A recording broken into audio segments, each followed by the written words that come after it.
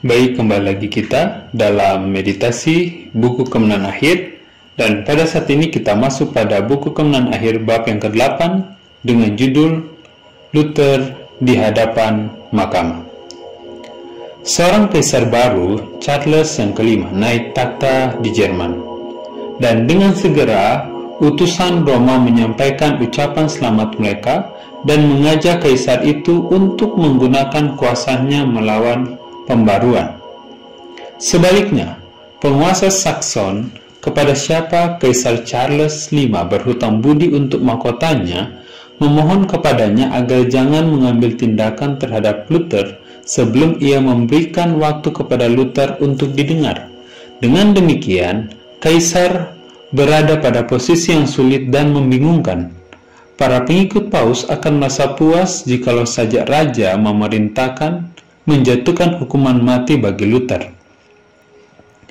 Penguasa Saksoni telah dengan tegas menyatakan bahwa baik kepada Sri Baginda Kaisar maupun kepada seorang lain telah ditunjukkan bahwa tulisan-tulisan Luther belum bisa dibantah. Oleh sebab itu ia meminta agar Dr. Luther diberi surat jalan jaminan keselamatan agar ia bisa menghadap pengadilan yang terdiri dari kaum terpelajar, orang-orang saleh, dan para hakim yang adil. Perhatian semua pihak sekarang tertuju kepada mahkamah negara Jerman yang akan bersidang di Worms segera sesudah penobatan Charles menjadi kaisar. Ada masalah-masalah politik dan kepentingan yang harus dipertimbangkan oleh konsili nasional ini.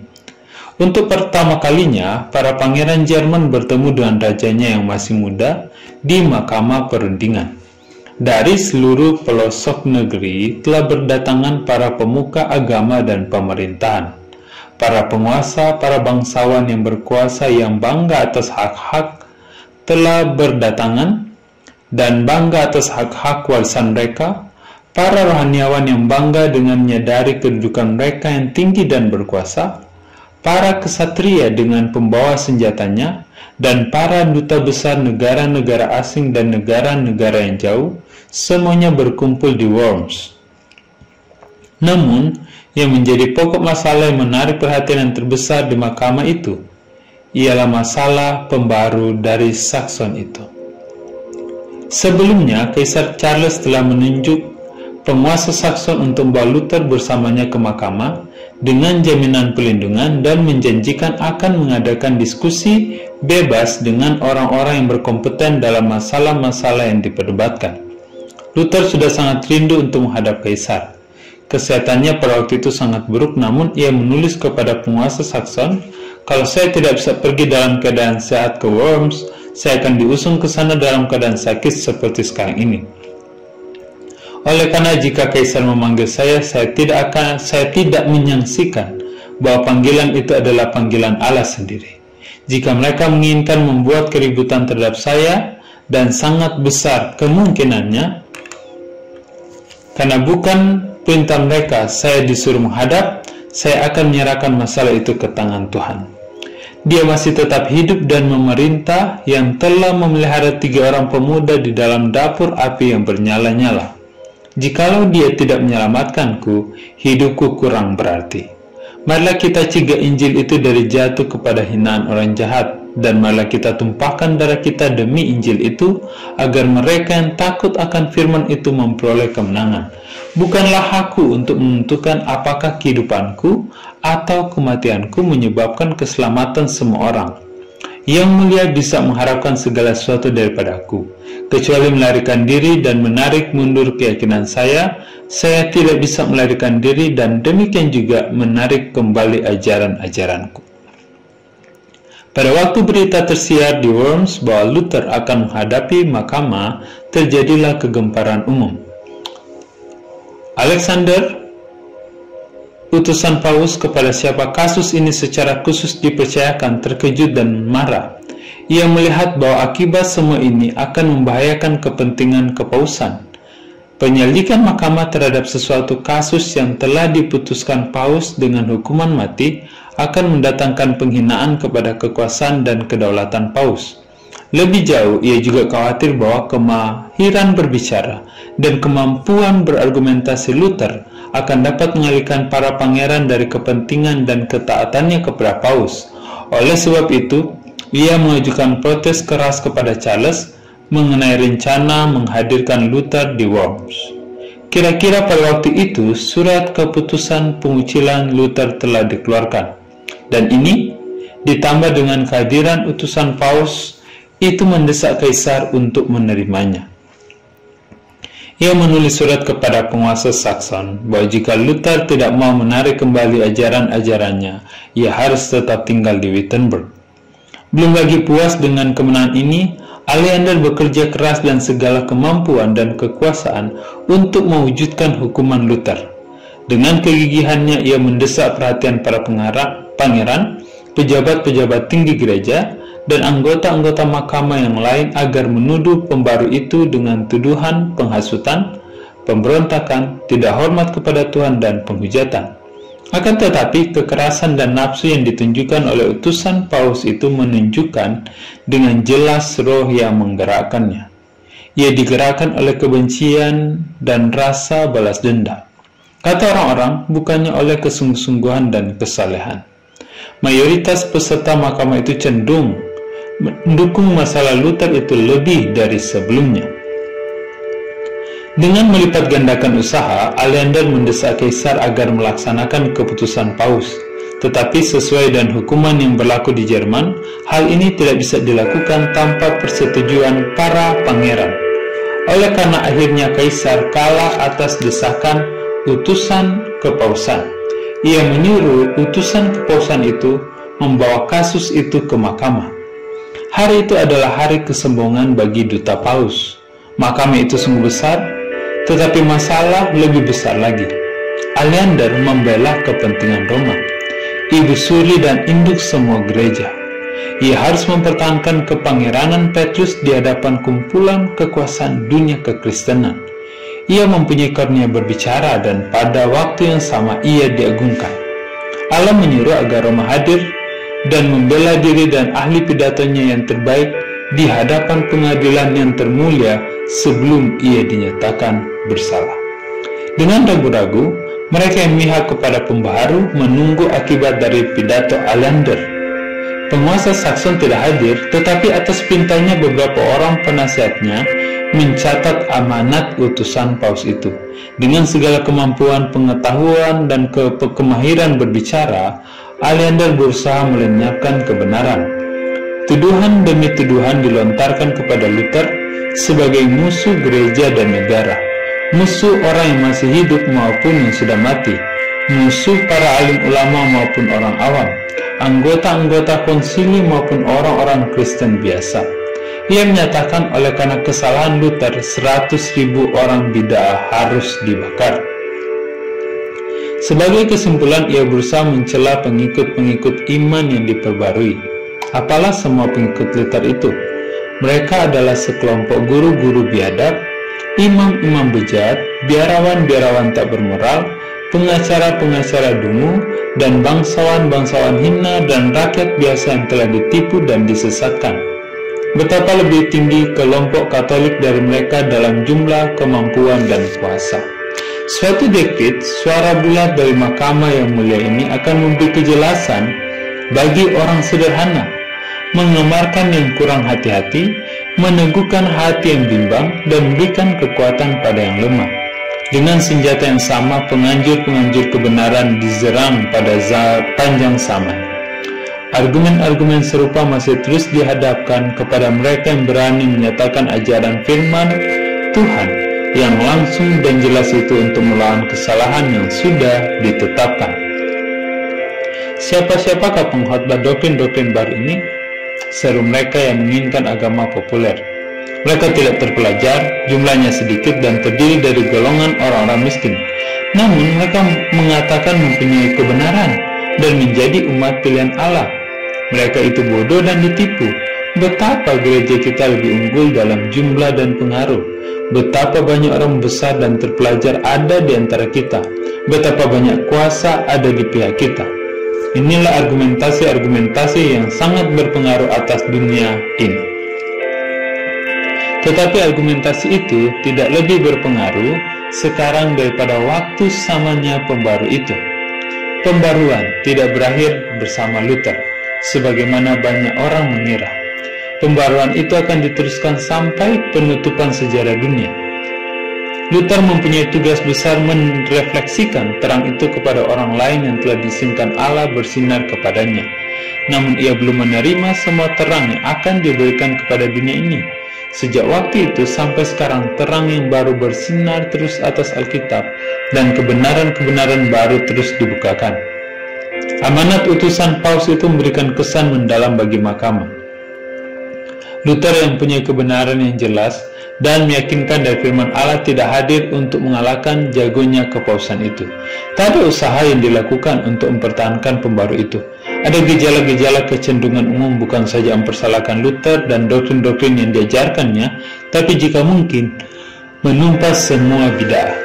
Roma menikmati kesempatan yang paling menyenangkan untuk mempertahankan kepentingannya. Semua yang bisa ia katakan untuk membuktikan kebenarannya sendiri sudah ia katakan. Akan tetapi, kemenangan nyata itu adalah pertanda kekalahan.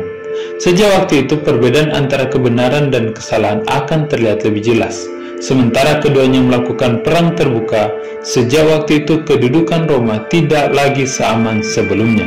Meskipun sebagian besar anggota mahkamah tidak keberatan kepada pembalasan Roma, tetapi banyak dari antara mereka melihat dan menyesalkan kemerosotan moral yang terjadi di dalam gereja dan menginginkan suatu pemberantasan penyalahgunaan yang diderita oleh orang-orang Jerman yang diakibatkan oleh korupsi dan ketamakan hierarki. Utusan Paus telah menyajikan peraturan kepausan dengan sangat terang. Sekarang Tuhan menggerakkan hati seorang anggota mahkamah untuk memberikan gambaran yang benar akibat dari kelaliman kepausan. Duke George berdiri dengan teguh di hadapan musyawarah dan dengan sangat tepat memaparkan penipuan-penipuan dan kemurkaan kepausan dan akibat-akibatnya yang mengerikan. Sebagai penutup ia mengatakan, inilah beberapa penyalahgunaan yang diteriakkan terhadap Roma. Semua perasaan malu telah dikesampingkan dan tujuan mereka satu-satunya ialah uang, uang, uang. Sehingga para pengkhotbah yang seharusnya mengajarkan kebenaran tidak mengucapkan apa-apa selain kepalsuan. Dan kepalsuan ini bukan saja diterima, tetapi diberi penghargaan, sebab semakin besar kebohongan, semakin besar keuntungannya. Dari mata air yang kotor, inilah mengalir air yang cemar. Kebejatan membukakan tangannya kepada ketamakan dan keserakan akan harta. Oh, skandal para ulama lah yang menjebloskan banyak jiwa-jiwa yang malang ke dalam hukuman yang kekal. Suatu pembaruan umum harus dilakukan. Penyelewengan kepausan yang hebat tidak bisa disampaikan Luther sendiri, dan fakta bahwa pembicara adalah musuh utama pembaru akan berikan pengaruh yang lebih besar kepada kata-katanya. Seandainya mata para peserta musyawarah terbuka, mereka akan melihat bahwa para malaikat Allah berada di tengah-tengah mereka memancarkan sinar-sinar terang, menerangi kegelapan, kesalahan, dan kepalsuan, dan membuka pikiran dan hati mereka untuk menerima kebenaran. Adalah kuasa kebenaran dan akal budi Allah yang menguasai bahkan lawan-lawan pembaruan, dan dengan demikian menyediakan jalan bagi pekerjaan besar yang akan dicapai. Martin Luther tidak hadir di mahkamah itu, tapi suara seorang yang lebih besar dari Luther telah diperdengarkan di situ. Mahkamah segera membentuk sebuah komite untuk menyusun satu daftar penindasan kepausan yang begitu membebani kehidupan orang Jerman. Daftar yang berisi 101 malam penindasan ini diserahkan kepada Kaisar dengan permohonan agar mereka mengambil tindakan untuk memperbaiki penyalahgunaan itu. Betapa banyaknya jiwa orang Kristen yang hilang, kata para pemohon. Betapa banyaknya perampasan, pemerasan yang dilakukan oleh skandal yang mengelilingi dunia kekristenan.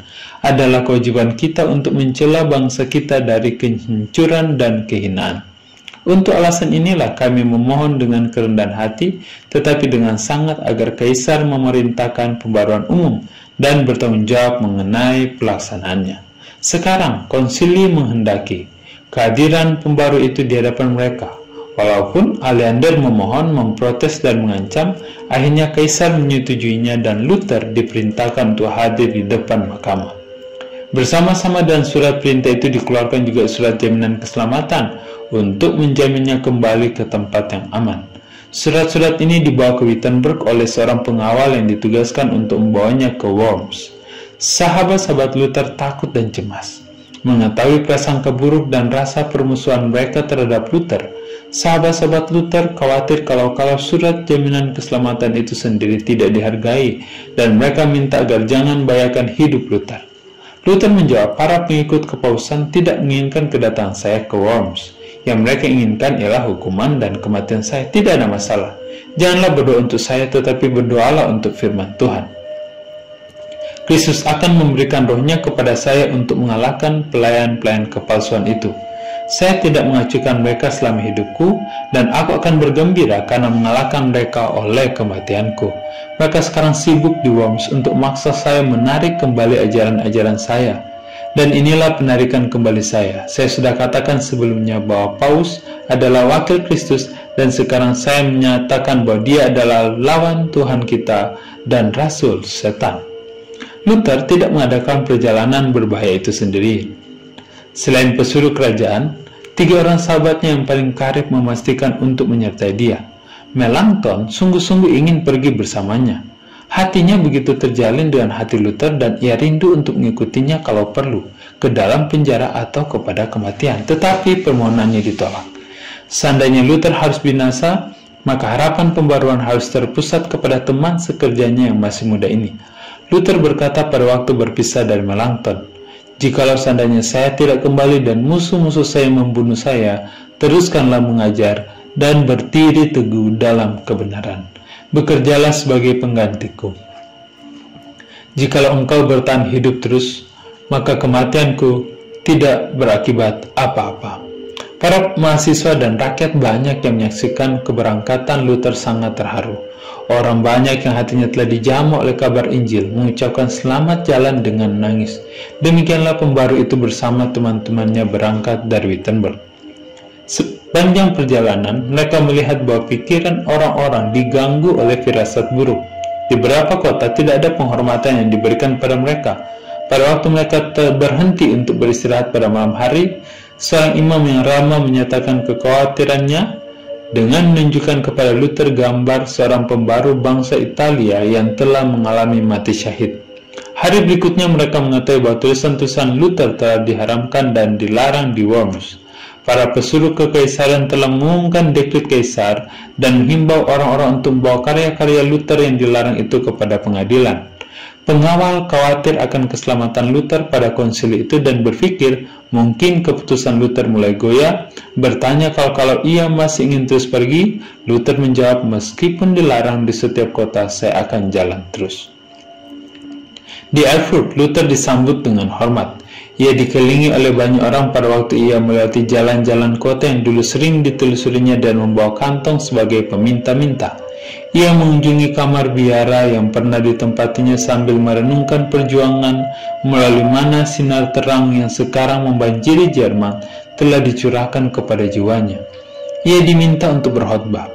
Hal ini sebenarnya telah dilarang baginya, tetapi pengawalnya mengizinkannya. Dengan demikian, maka biarawan yang pernah bekerja keras di biara itu sekarang naik mimbar. Kepada perkumpulan yang penuh sesak itu, ia mengucapkan perkataan Kristus, "Damai sejahtera bagi kamu." Para ahli filsafat, doktor, dan para penulis katanya telah berusaha mengajarkan kepada manusia cara untuk memperoleh hidup yang kekal, dan mereka itu tidak berhasil. Sekarang saya memberitahukan kepadamu bahwa Allah telah membangkitkan seorang manusia dari kematian, Tuhan kita Yesus Kristus, agar dia membinasakan kematian, membasmi dosa sampai ke akar-akarnya, dan menutup pintu neraka. Inilah pekerjaan keselamatan. Kristus telah memenangkannya. Inilah berita sukacita, dan kita diselamatkan oleh usahanya dan bukan oleh usaha kita. Tuhan kita Yesus Kristus berkata, "Damai sejahtera bagi kamu. Lihatlah tanganku." Sebenarnya yang ia katakan ialah, "Lihatlah, hai manusia. Adalah aku sendiri satu-satunya yang telah menghapuskan dosamu dan yang telah menebus engkau, dan sekarang engkau beroleh kedamaian," kata Tuhan. Ia melanjutkan menunjukkan bahwa iman yang benar akan dinyatakan oleh kehidupan yang kudus. Oleh karena Allah telah menyelamatkan kita, marilah kita mengatur pekerjaan kita sedemikian rupa agar berkenan kepadanya. Apakah engkau kaya? Biarlah kekayaanmu digunakan untuk keperluan orang-orang miskin. Apakah engkau miskin? Biarlah pelayananmu berkenan kepada orang kaya. Jikalau usahamu hanya berguna bagimu saja, maka pelayanan yang kamu sangka diberikan kepada Allah adalah dusta. Orang-orang mendengar dengan terpesona. Roti hidup telah dibagi-bagikan kepada jiwa-jiwa yang lapar itu. Kristus ditinggikan di hadapan mereka mengatasi para paus, para utusan paus, para kaisar dan raja-raja. Luther tidak menyinggung kedudukannya yang penuh bahaya. Ia tidak berusaha membuat dirinya pusat perhatian atau simpati. Ia tidak memikirkan dirinya oleh karena Kristus. Ia berlindung di belakang orang dari Golgota itu dan memikirkan hanya untuk menyatakan Yesus sebagai penebus orang-orang berdosa. Sementara pembaru meneruskan perjalanannya, di mana-mana ia disambut dengan perhatian besar. Orang-orang berkerumun mengelilinginya, dan suara-suara bersahabat mengamarkannya mengenai maksud para pengikut Roma. Mereka akan bakarmu, kata beberapa orang, dan memperabukan tubuhmu seperti yang mereka lakukan pada John Huss. Luther menjawab, walaupun mereka menyalakan api sepanjang jalan dari Worms ke Wittenberg, dan nyala api itu sampai ke langit, saya akan menjalaninya dalam nama Tuhan. Saya akan tampil di hadapan mereka. Saya akan masuk ke dalam rahang raksasa ini dan mematahkan gigi-giginya dan sambil mengakui Tuhan Yesus Kristus. Kabar semakin mendekatnya ia ke kota Worms menimbulkan kegemparan. Sahabat-sahabatnya takut mengenai keselamatannya. Musuh-musuhnya takut keberhasilan mereka terganggu. Usaha keras dilakukan untuk mencegahnya memasuki kota. Atas dorongan para pengikut Paus, ia telah diajak ke sebuah kastil seorang ksatria yang ramah, di mana dinyatakan bahwa semua masalah atau kesulitan dapat diatur secara bersahabat. Sahabat-sahabatnya berusaha menunjukkan ketakutan mereka dan menjelaskan bahaya-bahaya yang mengancamnya, tetapi semua usaha mereka gagal. Luther tanpa goyah mengatakan, sekalipun ada setan di Worms, sebanyak genteng yang di atas rumah-rumah, saya tetap akan memasukinya. Sementara ia masuki kota Worms, orang banyak berkerumun di pintu gerbang kota untuk menyambut dia. Begitu besar penyambutan itu, bahkan kaisar sendiri pun belum pernah disambut seperti itu. Kegembiraan pada waktu itu begitu meluap-luap, dan dari tengah-tengah orang banyak itu terdengar suara nyaring bernada sedih yang berulang-ulang meneriakan nada ratapan penguburan sebagai amaran kepada Luther mengenai nasib yang menantinya. Allah akan menjadi pelindungku, katanya, sementara ia turun dari keretanya. Para pengikut Paus sebelumnya tidak percaya kalau Luther berani untuk tampil di Worms, sehingga kedatangannya membuat mereka dipenuhi ketakutan. Kaisar dan segera minta para penasihatnya untuk mempertimbangkan apa yang harus dilakukan. Salah seorang imam, pengikut Paus yang keras menyatakan, sudah lama kita diminta pendapat mengenai masalah ini. Biarlah yang mulia melenyapkan orang ini dan segera. Bukankah Kaisar Sigismund yang menyebabkan John Huss mati dibakar? Kita tidak berkewajiban untuk memberi atau mematuhi surat jaminan keselamatan seorang bid'ah.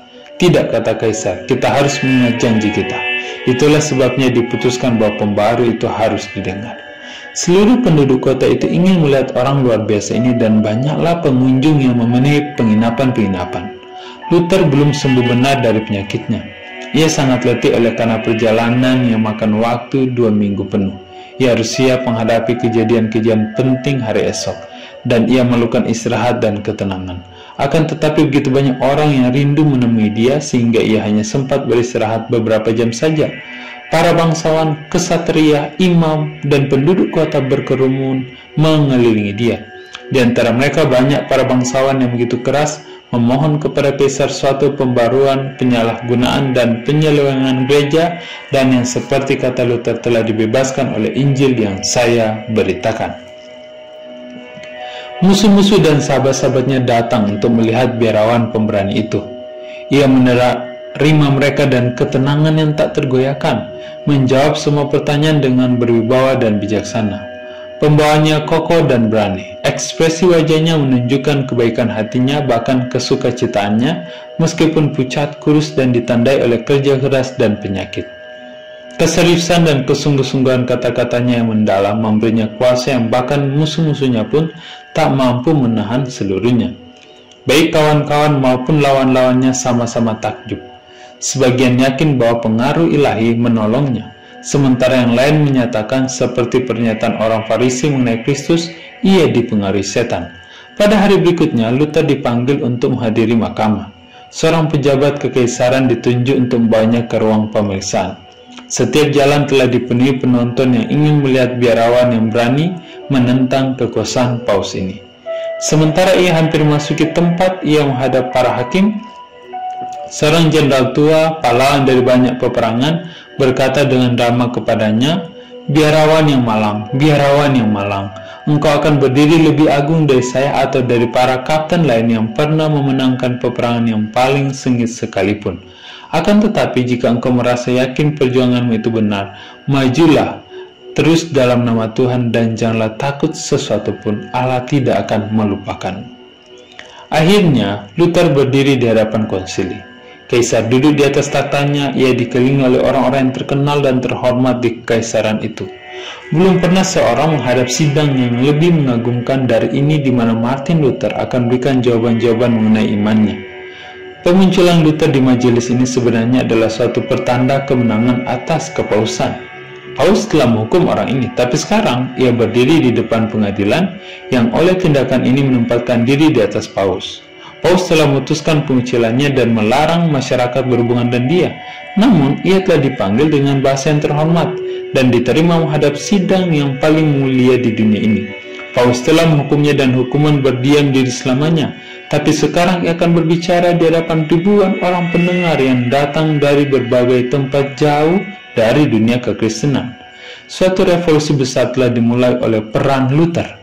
Roma telah merosot dari tahtanya dan kemerosotan itu disebabkan oleh suara seorang biarawan. Di hadapan sidang yang berkuasa dan bergengsi itu, pembaru kelahiran orang kebanyakan itu tampaknya kagum dan malu.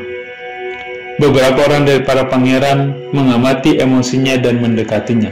Salah seorang berbisik kepadanya, "Janganlah takut kepada mereka yang membunuh tubuh, tetapi yang tidak dapat membunuh jiwa." Yang lain berkata, "Bila mana engkau dibawa berhadapan dengan para gubernur dan raja-raja oleh karena aku, roh Bapamu akan beritahukan kepadamu apa yang akan engkau katakan." Demikianlah kata-kata Kristus telah digunakan oleh orang-orang besar dunia untuk menguatkan hambanya pada saat pencobaan. Luther dibawa pada posisi tepat di hadapan takhta kaisar. Keinginan menyelimuti seluruh sidang. Kemudian pejabat kekaisaran bangkit dan menunjuk kepada koleksi-koleksi tulisan-tulisan Luther dan menyuruh Luther menjawab dua pertanyaan. Apakah dia mengakui buku-buku itu sebagai tulisan-tulisannya? Dan apakah ia bermaksud untuk menarik kembali buah pikiran yang telah diajukannya di dalam tulisan-tulisan tersebut? Sementara judul buku-buku itu dibacakan, Luther memberi pengakuan bahwa buku-buku itu adalah tulisannya sebagai jawaban kepada pertanyaan yang pertama. Mengenai pertanyaan kedua, katanya, berhubung pertanyaan itu menyangkut iman dan keselamatan jiwa-jiwa, dan dalam mana firman Allah harta termahal dan terbesar di surga maupun di dunia terlibat, saya akan dianggap bertindak tidak bijaksana kalau saya menjawabnya tidak dengan sungguh-sungguh. Mungkin saya menegaskan kurang dari yang dituntut keadaan atau lebih dari yang diperlukan oleh kebenaran. Dengan demikian berdosa kepada perkataan Kristus ini. Tetapi barang siapa menyangkal aku di depan manusia, aku juga akan menyangkalnya di depan Bapakku yang di surga. Matius 10 ayat 33. Untuk ini aku mohon kepada Yang Mulia dengan segala kerendahan untuk memberikan waktu kepadaku agar aku dapat menjawabnya tanpa melanggar firman Allah. Dalam mengajukan permohonan ini, Luther bertindak dengan bijaksana. Sikapnya meyakinkan sidang bahwa ia tidak bertindak secara bernafsu atau gegabah. Keterangan dan penguasaan diri yang demikian itu menambah kekuatan kepadanya. Sikap seperti itu tidak diharapkan dari seorang yang tegas dan tak mengenal kompromi. Sikap ini menyanggupannya selanjutnya memberikan jawaban dengan bijaksana, tegas, berakal budi, dan berwibawa, sehingga mengejutkan dan mengecewakan musuh-musuhnya dan menempelak kekurang ajaran dan kesombongan mereka. Hari berikutnya, ia harus menghadap kembali untuk memberikan jawabannya yang terakhir. Untuk sementara hatinya remuk pada waktu ia merenungkan kekuatan-kekuatan yang bersatu melawan kebenaran. Imannya goyah, ketakutan dan kegentaran menimpanya dan kengerian menyelimutinya. Bahaya berlipat ganda di hadapannya. Musuh-musuhnya tampaknya akan menang dan kuasa kegelapan merajalela. Awan menutupinya dan tampaknya memisahkan dirinya dari Allah. Ia sangat rindu jaminan kepastian bahwa Allah yang Maha Kuasa akan menyertainya. Dalam penderitaan jiwanya, ia tersungkur ke tanah dan mencurahkan jeritan hatinya yang hancur yang tak seorang pun mengerti dengan sesungguhnya selain Allah. Oh Allah yang kekal dan maha kuasa, ia memohon, betapa mengerikan dunia ini. Lihatlah, ia membuka mulutnya untuk menelan aku, dan aku tidak berharap sepenuhnya kepadamu. Jikalau hanya pada kuasa dunia ini aku menaruh harap, berarti segalanya sudah selesai. Saatku sudah tiba, hukumanku sudah diumumkan. Oh Allahku, tolonglah aku melawan semua kebijaksanaan dunia ini. Tolonglah Tuhan, Engkau sendiri, karena ini bukan pekerjaanku tetapi pekerjaanmu. Tidak ada urusanku di sini, tidak ada yang diperdebatkan dan pembesar-pembesar dunia ini, tetapi ini adalah urusanmu, urusan kebenaran dan kekekalan. Oh Tuhan, tolonglah aku, Allah yang setia dan yang tidak berubah. Aku tidak bisa menaruh harap kepada seorang manusia pun. Segala yang dari manusia tidak ada kepastian. Segala yang datang dari manusia adalah kegagalan. Engkau telah milih aku untuk pekerjaan ini. Berdirilah di sampingku demi anakmu yang kekasih Yesus Kristus, yang menjadi pertahananku, perisaiku dan bentengku yang kuat. Allah pemelihara yang maha bijaksana telah mengizinkan Luther menyadari bahaya yang mengancamnya, agar supaya ia tidak menaruh harap pada kekuatannya sendiri dan takabur masuk ke dalam bahaya. Namun, bukan ketakutan penderitaan diri sendiri, ketakutan penyiksaan atau kematian yang tampaknya segera akan terjadi yang meresahkannya. Ia menemui kemulut dan dia merasa tidak sanggup menghadapinya. Oleh karena kelemahannya, kebenaran mungkin akan menderita kerugian. Ia bergumul dengan Allah bukan untuk keselamatannya, tapi demi kebenaran Injil. Seperti Israel yang pada malam itu bergumul sendirian di tepi sungai, demikianlah penderitaan dan pergumulan jiwanya. Seperti Israel, ia menang di pihak Allah. Di dalam ketidakberdayaannya, imannya berpegang teguh kepada Kristus, penyelamat perkasa itu. Ia dikuatkan dan jaminan bahwa ia tidak akan tampil sendirian di hadapan konsili. Kedamaian kembali memenuhi jiwanya, dan ia bersuka cita oleh karena diizinkan untuk meninggikan firman Allah di hadapan penguasa-penguasa bangsa itu. Dengan pikirannya tetap tertuju kepada Allah, Luther mempersiapkan diri menghadapi perjuangan yang menghadangnya. Ia memikirkan rencana jawaban yang akan diberikannya.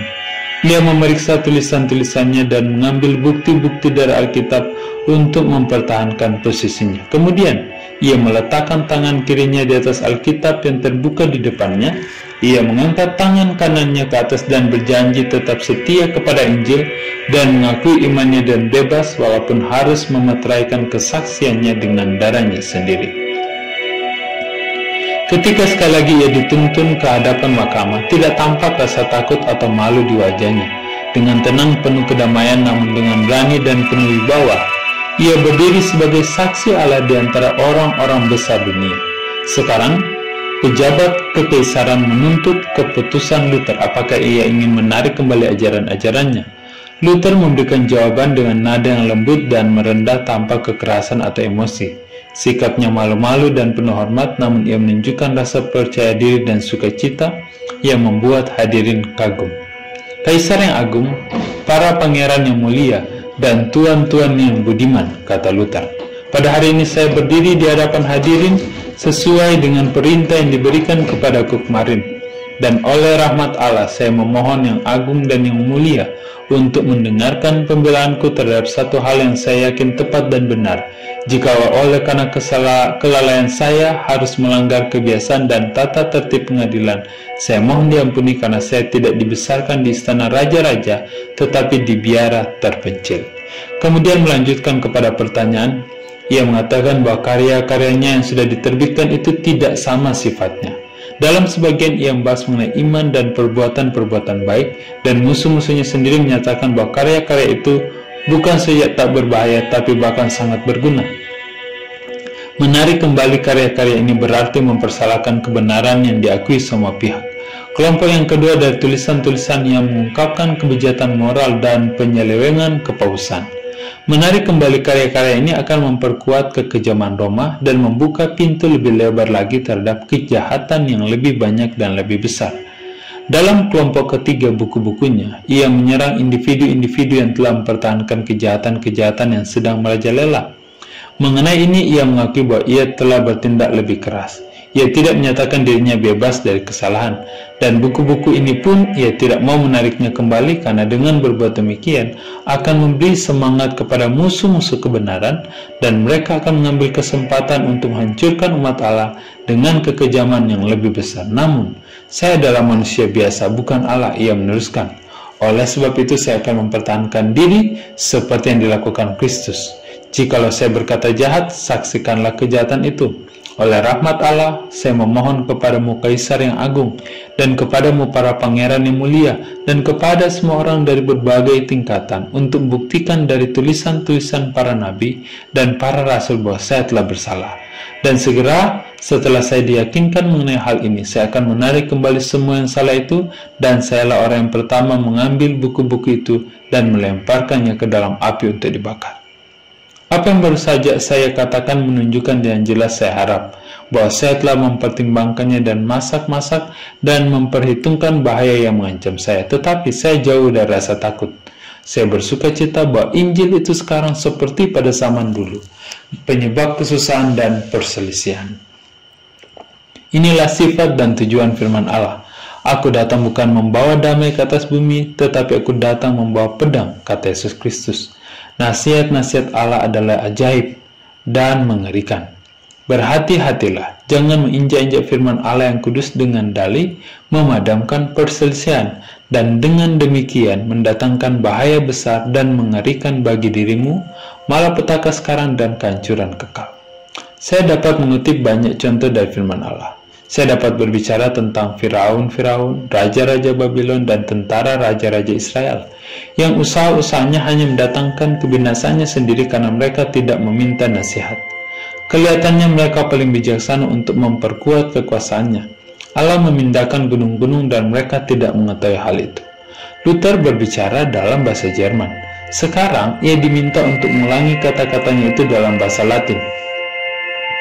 Meskipun ia sudah letih dengan pidatonya yang sebelumnya, ia menuruti dan menyampaikan pidatonya sekali lagi sejelas dan sebersemangat yang pertama.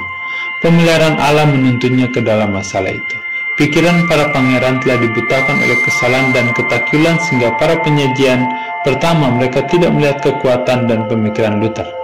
Tapi dengan pengulangan ini membuat mereka dapat melihat dengan jelas semua hal yang disampaikan. Mereka yang dengan degilnya menutup mata kepada terang dan bertekad untuk tidak diyakinkan oleh kebenaran, telah dibuat marah oleh kuasa kata-kata Luther. Setelah ia selesai berbicara, juru bicara mahkamah berkata dan marah, "Engkau tidak menjawab pertanyaan-pertanyaan yang diajukan kepadamu. Engkau diharuskan memberi jawaban yang jelas dan tepat, mau atau tidak mau menerima kembali ajaran-ajaran." Pembaru itu menjawab, "Oleh karena yang agung dan yang mulia meminta dari saya jawaban yang jelas, sederhana, dan tepat, maka saya akan menjawab begini. Saya tidak dapat menyerahkan imanku baik kepada paus atau kepada konsili ini, sebab sudah jelas seperti terangnya siang bahwa mereka sering bersalah dan bertentangan satu sama lain. Kecuali saya diyakinkan oleh kesaksian Alkitab atau oleh pemikiran yang paling terang, kecuali saya terbujuk oleh kalimat-kalimat yang saya kutip, dan kecuali mereka yang membuat hati nuraniku terikat oleh firman Allah, saya tidak dapat dan tidak akan menarik kembali ajaran-ajaran saya, karena tidak baik bagi seorang Kristen berbicara melawan hati nuraninya. Di sini saya berdiri, saya tidak dapat berbuat yang lain, kiranya Tuhan Allah menolongku. Amin." Begitulah orang benar ini berdiri di atas alasan yang teguh, firman Allah. Terang surga menyinari wajahnya. Kebesarannya dan kesuciannya, kedamaian dan sukacita hatinya telah dinyatakan kepada semua orang, sementara ia bersaksi melawan kuasa kesalahan dan menyaksikan keunggulan iman yang mengalahkan dunia. Untuk sementara seluruh hadirin terdiam dalam kekaguman. Dalam jawaban Luther yang pertama, ia berbicara dengan nada rendah dan dengan rasa hormat, seolah-olah menyerah. Para pengikut Romanisme menganggap ini suatu tanda bahwa keberanian Luther mulai pudar. Mereka menganggap permohonan penundaan semata-mata hanya pendahuluan kepada penarikannya kepada kembali ajaran-ajarannya. Kaisar Charles sendiri telah memperhatikan, setengah memandang rendah tubuh biarawan yang sudah merosot, pakaiannya yang sederhana, dan kesederhanaan pidatonya telah menyatakan, "Biarawan ini tidak akan pernah membuat saya menjadi bid'ah." Keberanian dan keteguhan yang ditunjukkannya sekarang serta kuasa dan terangnya pemikirannya membuat semua pihak terkagum-kagum. Kaisar oleh karena kekagumannya berseru, "Biarawan ini berbicara dengan hati yang berani dan dengan semangat yang tidak tergoyahkan." Banyak pangeran Jerman memandang wakil bangsa mereka ini dan bangga dan gembira. Para pengikut Roma telah dikalahkan. Kepentingan mereka tampaknya sangat suram. Mereka berusaha untuk mempertahankan kekuasaan mereka bukan dengan merujuk kepada Alkitab, tapi dengan menggunakan ancaman-ancaman. Argumentasi Roma yang tidak pernah gagal. Juru bicara mahkamah berkata, "Jikalau engkau tidak menarik kembali ajaran-ajaranmu, maka kaisar dan pemerintah negara bagian di seluruh kekaisaran akan merundingkan tindakan apa yang akan dijalankan terhadap seorang bid'ah yang tidak bisa lagi diperbaiki ini." Sahabat-sahabat Luther yang dengan kesukaan besar mendengarkan pembelaannya gemetar mendengar kata-kata ini, tetapi Dr. Luther sendiri berkata dengan tenang, "Kiranya Allah penolongku, karena tidak ada yang saya dapat tarik kembali." Ia disuruh meninggalkan mahkamah, sementara para pangeran berkonsultasi bersama. Terasa bahwa kemelut besar akan datang. Penolakan terus-menerus Luther untuk menyerah dapat berpengaruh kepada sejarah gereja selama berabad-abad. Diputuskan untuk memberikan kesempatan sekali lagi kepadanya untuk menarik kembali ajaran-ajarannya. Untuk yang terakhir sekali ia dihadapkan kepada persidangan, sekali lagi pertanyaan diajukan, apakah ia mau menarik kembali ajaran-ajarannya? "Saya tidak mempunyai jawaban yang lain," katanya, "selain daripada yang sudah saya katakan." Terbukti bahwa ia tidak bisa dipengaruhi baik dengan janji-janji maupun dan ancaman untuk menyerah kepada kekuasaan Roma. Para pemimpin kepausan merasa kecewa. Kuasa mereka yang telah membuat raja-raja dan para bangsawan gemetar dipandang rendah oleh seorang biarawan yang sederhana. Mereka ingin membuat dia merasakan kemarahan mereka dan cara menyiksanya. Akan tetapi Luther yang menyadari bahaya telah berbicara kepada semua orang dan keagungan dan ketenangan seorang Kristen. Kata-katanya tidak mengandung kesombongan, emosi, dan kesalahpahaman. Ia tidak lagi memperdulikan dirinya sendiri dan pembesar-pembesar di sekelilingnya, dan hanya merasa bahwa ia berada di hadirat seorang yang mutlak, yang lebih tinggi dari paus, para pejabat tinggi gereja, raja-raja, dan para kaisar. Kristus telah berbicara melalui kesaksian Luther dengan kuasa dan keagungan, sehingga pada waktu itu mengilhami dan kekaguman dan keheranan baik kawan maupun lawan. Roh Allah telah hadir di dalam konsili untuk mempengaruhi hati para pemimpin kekaisaran. Beberapa orang dari para pangeran dengan tegas mengakui kebenaran perjuangan Luther. Banyak yang diyakinkan mengenai kebenaran, tetapi bagi sebagian orang kesan itu tidak bertahan lama. Ada kelompok lain yang pada waktu itu tidak menunjukkan keyakinan mereka, tapi setelah menyelidiki sendiri Alkitab, menjadi pendukung pembaruan yang tak mengenal takut di kemudian hari. Penguasa Saksoni, Frederick, telah lama mengharapkan kehadiran Luther di hadapan mahkamah, dan dengan emosi yang mendalam ia mendengarkan pidato Luther. Dengan gembira dan bangga ia menyaksikan keberanian, keteguhan hati, ketenangan dan rasa percaya diri Dr. Luther, dan tekadnya untuk berdiri lebih teguh lagi dalam mempertahankan diri. Ia membandingkan kedua pihak yang bertikai, dan melihat bahwa kebijaksanaan paus, raja-raja, dan pejabat-pejabat tinggi gereja tidak ada artinya dibandingkan dengan kuasa kebenaran. Kekuasaan kepausan telah menderita suatu kekalahan yang akan dirasakan di antara semua bangsa dan pada segala zaman. Ketika pejabat tinggi gereja menyadari akibat yang ditimbulkan oleh pidato Luther, ia menjadi takut seperti belum pernah sebelumnya mengenai keamanan kekuasaan Romawi, dan memutuskan akan mengambil segala tindakan yang dibawa kekuasaannya untuk melenyapkan pembaru itu.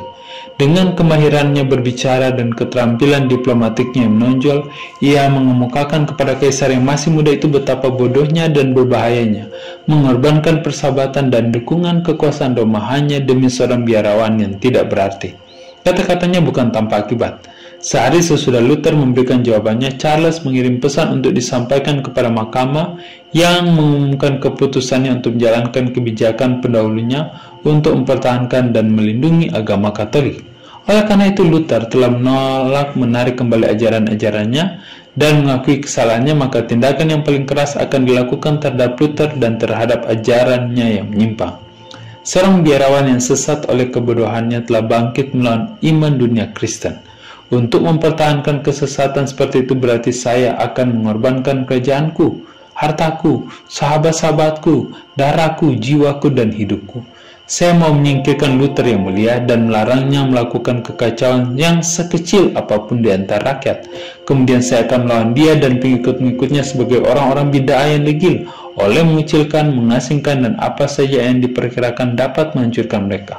Saya mengimbau para anggota penguasa kerajaan untuk berlaku sebagai orang-orang Kristen yang setia. Namun demikian, Kaisar mengatakan bahwa surat jaminan keselamatan Luther harus dihormati, dan sebelum tindakan terhadapnya dilaksanakan, ia harus diizinkan kembali ke rumahnya dan selamat.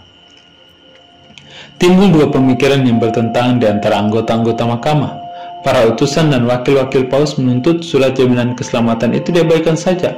Mereka katakan Sungai Rhine harus menerima abunya, sebagaimana telah menerima abu jenazah John Huss sahabat yang lalu. Tapi para pangeran Jerman, walaupun mereka adalah pengikut kepausan dan mengaku memusuhi Luther, memprotes terhadap pelanggaran iman umum sebagai suatu noda pada kehormatan bangsa. Mereka menunjuk kepada malapetaka yang timbul sesudah kematian Huss dan menyatakan bahwa mereka tidak berani mempersalahkan Jerman dan kaisar mereka yang masih muda jika kejahatan yang ngeri seperti itu terulang kembali. Charles sendiri dalam menanggapi protes itu berkata, walaupun kehormatan dan iman harus dilenyapkan dari seluruh muka bumi ini, mereka seharusnya mendapatkan perlindungan di dalam hati para pangeran.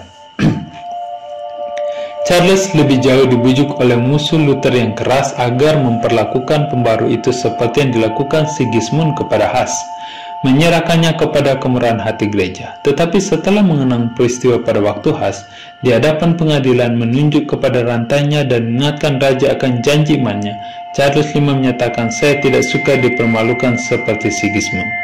Namun demikian, Charles dengan sengaja menolak kebenaran yang disampaikan oleh Luther. Saya dengan teguh berketetapan untuk mengikuti teladan leluhur saya, tulis raja. Ia telah memutuskan bahwa ia tidak akan menyimpang dari kebiasaan walaupun dalam jalan kebenaran. Ia akan meninggikan kepausan dan segala kejahatannya oleh karena ayahnya berbuat demikian. Dengan demikian, ia mengambil pendirian, menolak menerima setiap terang yang melebihi apa yang para leluhurnya sudah terima, atau melaksanakan sesuatu tugas yang mereka tidak laksanakan. Sekarang ini ada banyak orang yang bergantung kepada adat, kebiasaan, dan tradisi para leluhurnya.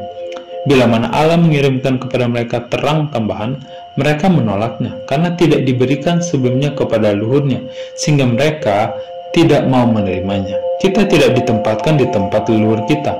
Sebagai akibatnya, tugas-tugas dan tanggung jawab kita tidak sama dengan mereka. Kita tidak akan berkenan kepada Allah kalau kita mencari teladan leluhur untuk menentukan tugas, gantinya kita menyelidiki sendiri firman kebenaran itu.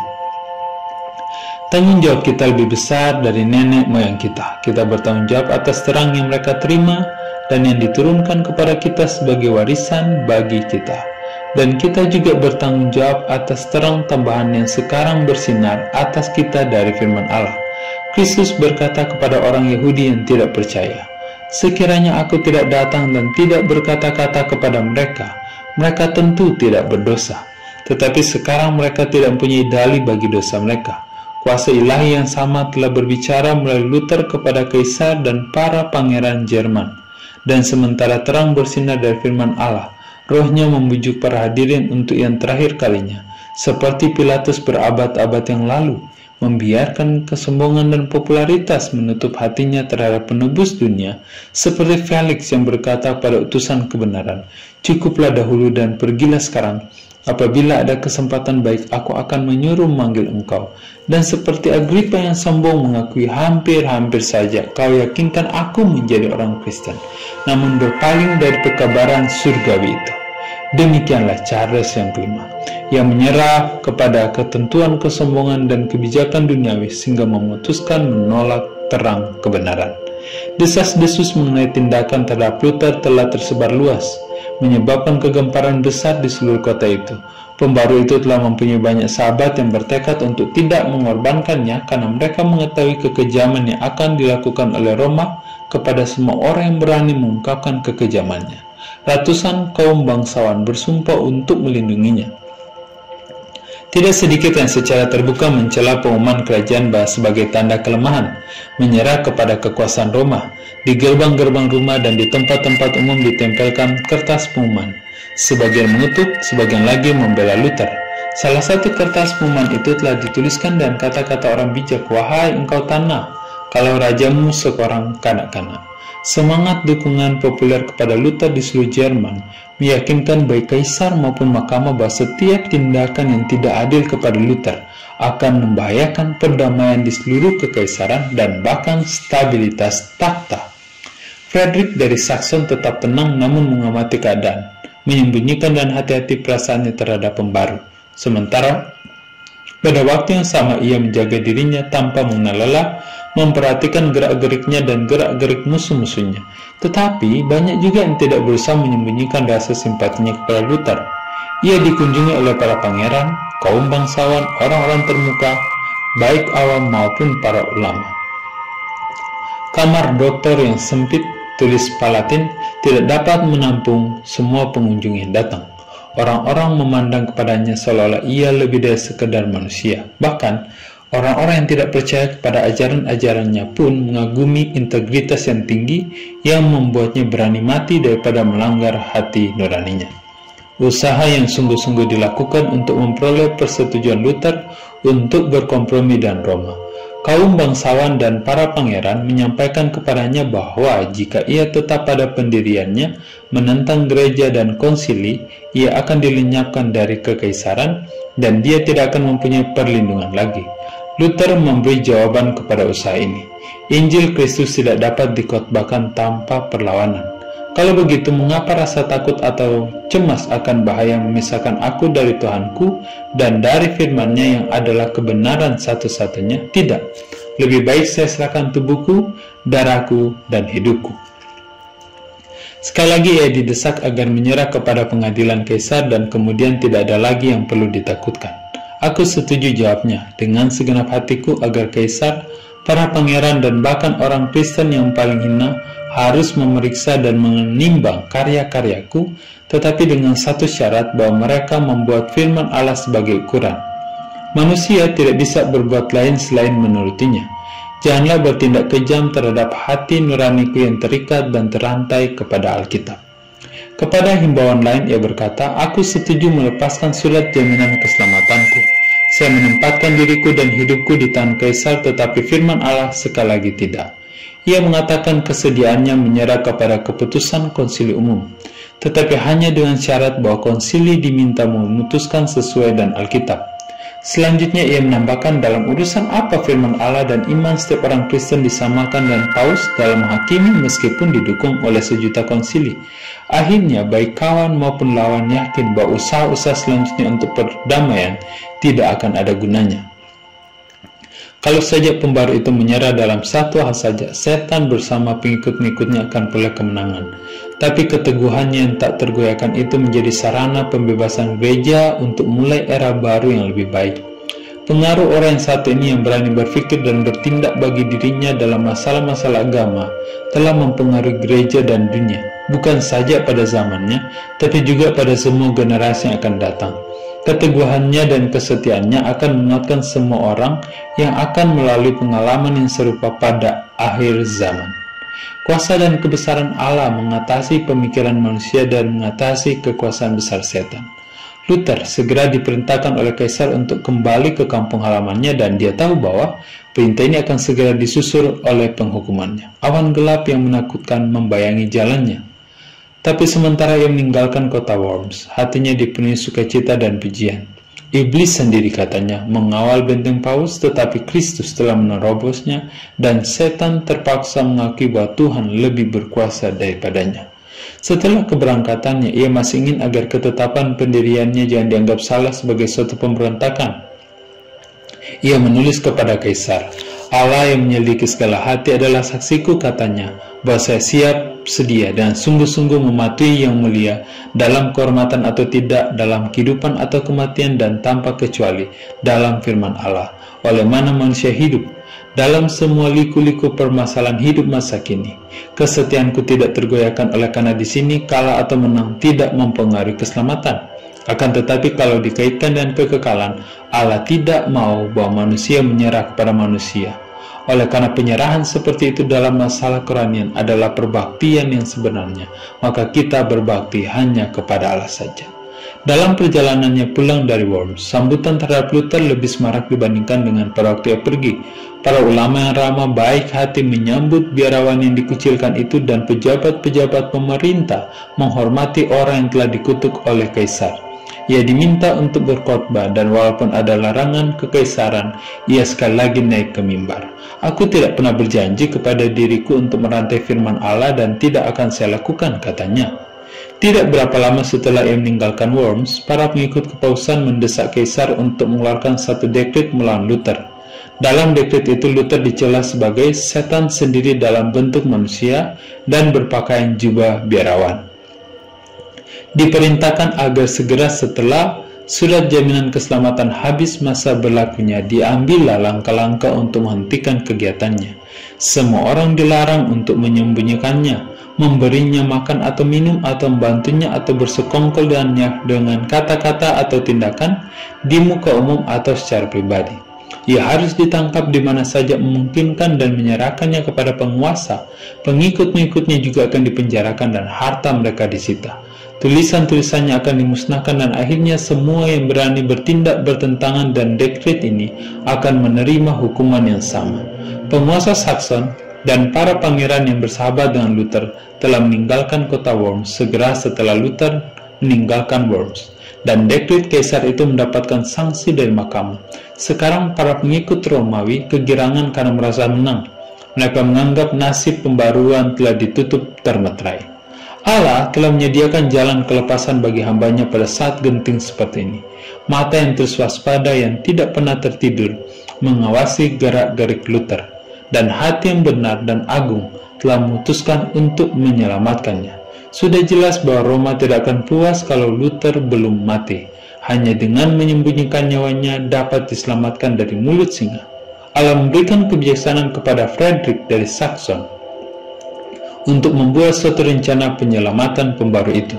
Dengan kerjasama sahabat-sahabat sejati, rencana penguasa Saxon ini dapat dijalankan, dan Luther dapat disembunyikan dan baik dari sahabat-sahabat dan musuh-musuhnya.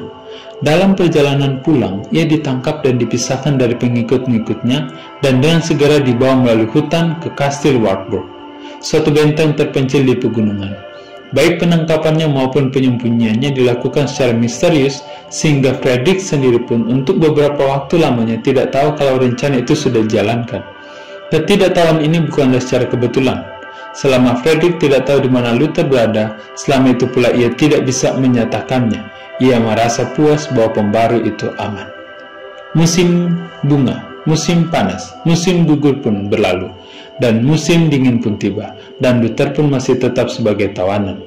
Aleander dan pengikut-pengikutnya bergembira karena terang Injil itu seolah-olah akan padam. Tetapi sebaliknya, pembaru itu sedang mengisi minyak lampunya dan perbendaharaan kebenaran agar sinarnya memancar lebih terang.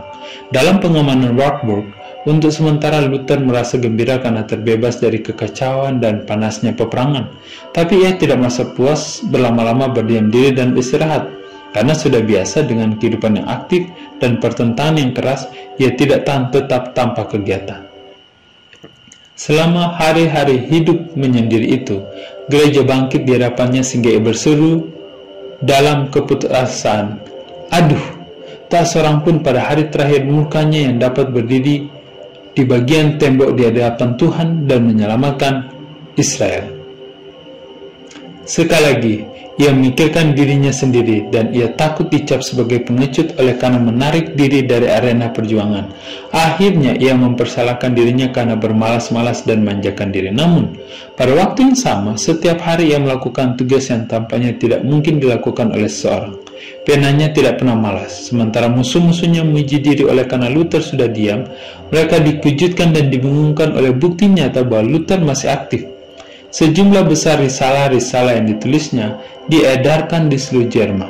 Ia juga melakukan suatu jasa kepada bangsanya dengan menerjemahkan buku perjanjian baru ke dalam bahasa Jerman. Dari Patmosnya yang berbatu-batu, ia terus menyiarkan Injil hampir sepanjang tahun, menegur dan mencela dosa-dosa dan kesalahan-kesalahan pada masa itu. Akan tetapi, bukan hanya sekedar melindungi Luther dari angkara murka musuh-musuhnya atau bahkan memberinya waktu yang tenang untuk pekerjaan penting ini. sehingga Allah menarik hamba-hambanya dari panggung kehidupan umum, ada hasil yang lebih berharga dari itu yang akan diperolehnya. Di tempat pengasingan yang terpencil dan tidak diketahui orang ini, Luther terpisah dari dukungan duniawi dan dari sanjungan manusia. Dengan demikian ia terhindar dari kesombongan dan kepercayaan pada diri sendiri yang sering disebabkan oleh karena keberhasilan. Oleh penderitaan dan kehinaan, ia telah dipersiapkan kembali untuk berjalan dengan aman di atas ketinggian kemana ia tiba-tiba dinaikkan. Pada waktu orang-orang bersukacita dalam kebebasan yang diberikan oleh kebenaran kepada mereka, mereka cenderung menyanjung mereka yang dipakai Allah untuk memutuskan rantai kesalahan dan ketakilan. Setan berusaha untuk mengalihkan pikiran dan kasih manusia dari Allah dan menunjukkan kepada manusia. Ia memimpin mereka menghormati alat-alat dan melupakan tangan yang mengatur semua kejadian-kejadian dan pemeliharaan. Terlalu sering pemimpin-pemimpin agama yang dipuji-puji dan dihormati kehilangan rasa ketergantungan mereka kepada Allah dan menaruh percaya pada diri sendiri. Akibatnya, mereka berusaha menguasai pikiran dan hati nurani orang-orang yang cenderung mencari tuntunan dari mereka, gantinya mencari dari firman Allah. Pekerjaan pembaruan itu sering menjadi lambat karena roh seperti itu dimanjakan oleh para pendukungnya. Allah akan menjaga usaha pembaruan dari bahaya ini. Ia rindu agar pekerjaan ini menerima bukan pengaruh manusia, tetapi pengaruh Allah. Mata orang-orang telah ditunjukkan kepada Luther sebagai penerang kebenaran. Ia diasingkan agar semua mata boleh ditujukan kepada pencipta kebenaran abadi itu. Sekian untuk meditasi buku Kemenangan Akhir bab ke-8 dengan judul Luther di hadapan mahkamah. Jangan lewatkan untuk materi meditasi selanjutnya. Tuhan memberkati.